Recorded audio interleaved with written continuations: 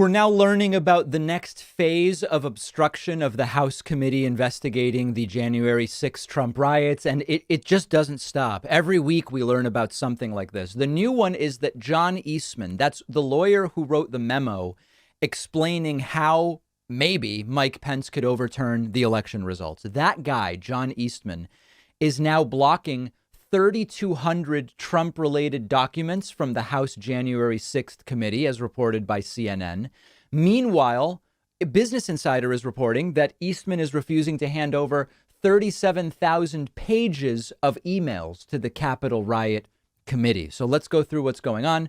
John Eastman, a far-right lawyer for then-President Donald Trump, who wanted to block his electoral loss in 2020, is withholding about 3,200 documents from the House Select Committee investigating the riots. Eastman previously was ordered by the court to turn over 101 documents after claiming some were confidential legal communications. Since, he's continued to work through 100,000 pages of emails from his Chapman University account that the House committee wants.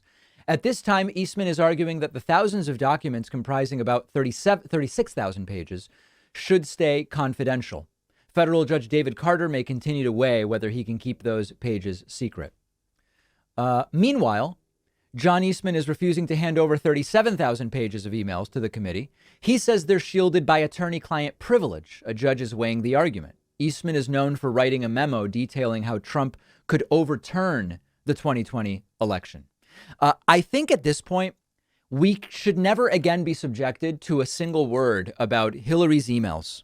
We should never again be held and brutally pummeled with the idea that Democrats don't handle data correctly, they don't handle information correctly, or any of it. Now, I will be subjected to that. You will be subjected to that. We all are going to be subjected to that, but we really shouldn't have to. And the strategy at this point is abundantly clear. They are trying to run the clock out on the January 6th investigation, and they indeed may succeed. That's the saddest part.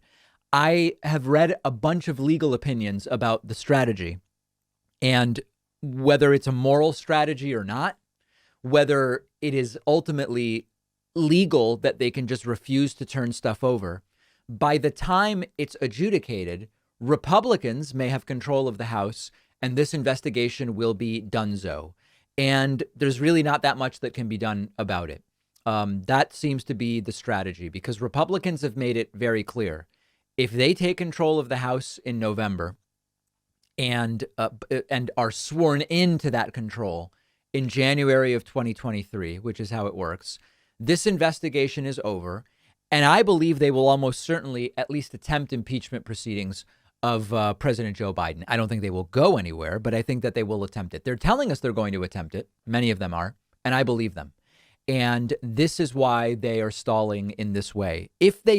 If the circumstances were different, where there were going to be, if there was a guarantee of not another, 9 months of Democratic control, but rather 2 years and 9 months, as an example, a lot of these people that are very clearly just obstructing at this point in time and spending tons of legal dollars trying to avoid disclosing information likely wouldn't be doing it because that timeline, 2 years and 9 months versus just 9 months, would almost certainly lead to a bunch of this stuff being forced to be turned over to the January 6th committee, because that's what the last year has shown us.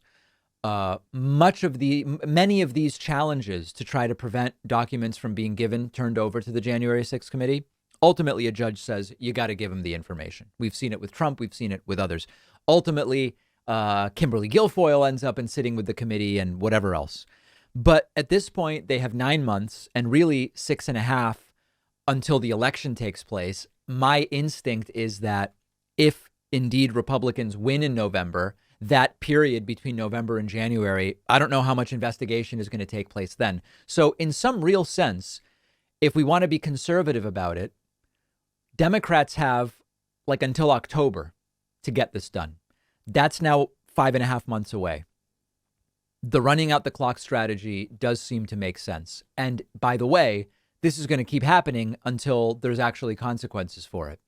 Why wouldn't they just dig their heels in and refuse to comply? Because Trump's entire presidency was, what are you going to do about it? What are you going to do about it? Yes, I said I was going to disassociate from my businesses and I didn't. And I made 1.6 billion while I was president, and my kids made hundreds of millions. And Ivanka was sitting in for my Secretary of State at a meeting. And I can't even give you the full list of stuff. And it's been so the hell what?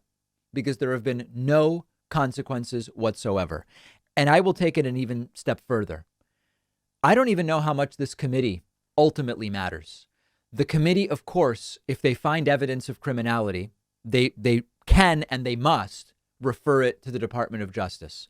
As of right now, there's no evidence that the Department of Justice under Merrick Garland is genuinely willing to bring charges against any of these people. I'm not saying Joe Biden should get involved. He shouldn't. As I've said many times before, Biden should have no involvement in saying to the Justice Department, investigate here, find charges here. Absolutely not. But take Joe Biden out of this because he's not even involved. There is no evidence that Merrick Garland and his Justice Department are really willing to even consider doing what are admittedly politically very difficult things when it comes to the failed former president and his administration. So, of course, Republicans are doing what they're doing. Why wouldn't they? I love documentaries, and I bet many of you do as well. And for documentaries, I go to CuriosityStream, one of our sponsors. It's an app for your phone, tablet, TV, like Netflix or Hulu, except CuriosityStream has a way better selection of documentaries because CuriosityStream only has documentaries. That's what they specialize in. If you are looking for the new award-winning documentary, they have it. If you're looking for classic documentaries, they have those. They have a ton of great original content, always adding more to the catalog. I just watched Zenith, which is about the latest advancements in space travel, a topic I'm super interested in. But there's documentaries about just about every topic imaginable. I've been a CuriosityStream subscriber for several years now. It's my favorite app on my Roku. And the best part of CuriosityStream, it's $15 a year at curiositystream.com/Pacman, and the link is down below.